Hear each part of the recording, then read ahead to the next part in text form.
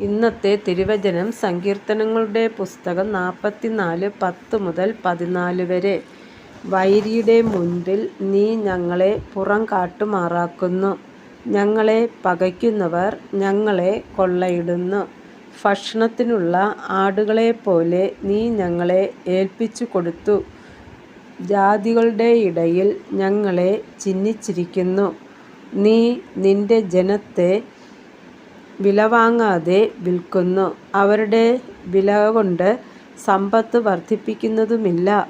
നീ ഞങ്ങളെ അയൽക്കാർക്ക് അപമാനവിഷയവും ചുറ്റുമുള്ളവർക്ക് നിന്ദയും പരിഹാസവും ആക്കുന്നു. നീ ജാതികളുടെ ഇടയിൽ ഞങ്ങളെ പഴഞ്ചൊല്ലിനും വംശങ്ങളുടെ നടുവിൽ തലകുലുക്കത്തിനും വിഷയം ആക്കുന്നു. കർത്താവായ യേശുവേ, അങ്ങയുടെ നാമം വാഴ്ത്തപ്പെടുമാറാകട്ടെ. ആമേൻ.